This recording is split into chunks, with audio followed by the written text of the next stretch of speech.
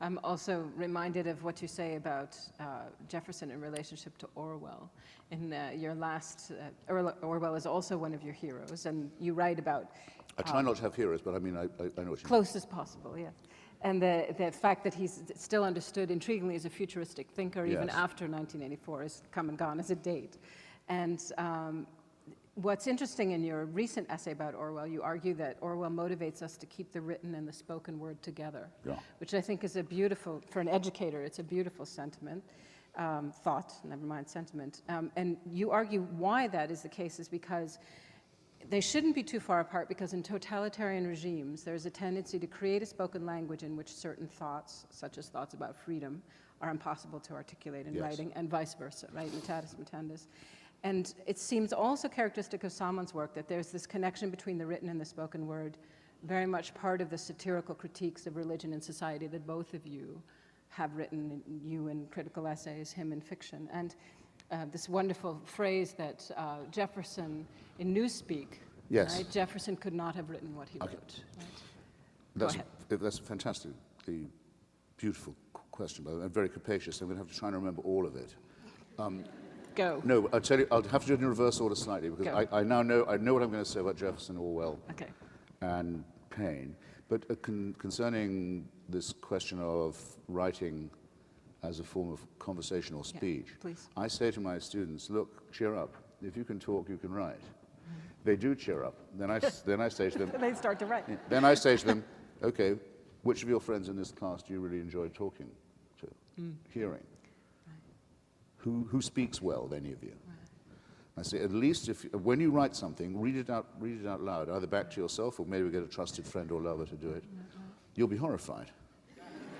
But at least you can't put, at least when you've written something, you can't put the word like in every 5 minutes like you do now. Exactly. So there are some mistakes you can't make that way, just as there are some mistakes you can only make in writing. So I say, no, which of you can really talk? And they can't, they cannot. So I cast them down all over again. When I've really broken them to my will, then I can start teaching them to write. But you're speaking of now, freedom. with Salman, he stayed with me once at Thanksgiving. It was when he was still on the run, and we were trying to get him in to see Bill Clinton, which we did. I succeeded in it. At a critical time in the fight. And I had leisure time with him because, unfortunately, our apartment had to be in a sort of armed camp for a while. And I was writing a piece of Vanity Fair on black and white. Every now and then we do a black and white issue, and we were commemorating Truman Capote's famous black and white ball. And they said to me, Hitch, you're supposed to be able to write about anything. Can you just do 3,000 words on black and white? And I said, I'm sure I can, but I didn't know quite I was going to do it. And I said, Salman, look, while I've got you, before dinner, do you mind just free associating for a bit on black and white? And his eyes slightly hooded. Yeah, and for the next half hour, it wasn't free association at all. It was an extraordinarily well-organized, well-thought-out, unprompted spate of stuff. I didn't know before this that Shah Jahan, designer of the Taj Mahal, had wanted a black copy in black marble on the other side of a reflecting pool at Agra. Brilliant idea. Once you've got it, you can't lose it. I didn't know about Edward Muybridge's multiple black and white exposures of horses galloping and amazing work he did. It was as if I was listening to someone composing music, actually. I can't rival that, but I know that there must be a connection between his literary ability and his ability as a conversationalist and a speaker. And I think that, I sometimes think he's not even writing it down, he's almost transmitting it.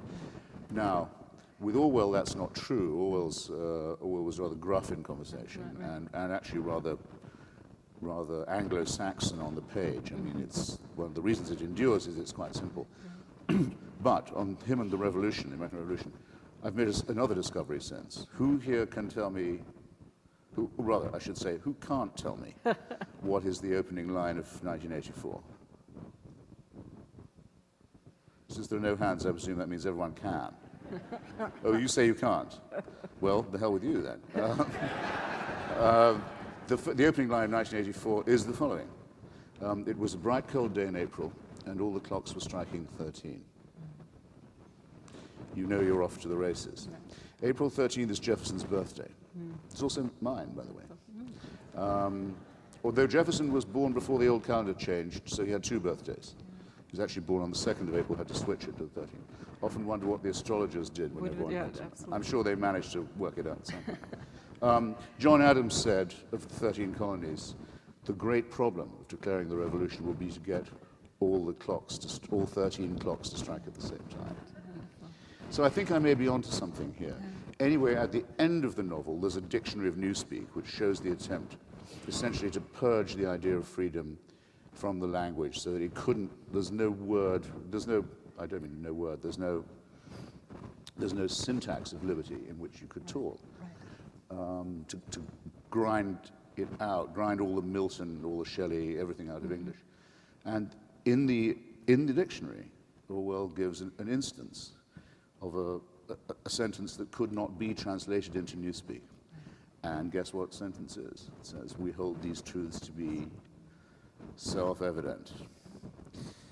That, by the way, was put in by Franklin. Interesting. Yes, Franklin crucially firmed up Jefferson on this point. Jefferson said, we hold these truths to be, something like that, but Frank said, don't you think self-evident would go well there? They thought yes.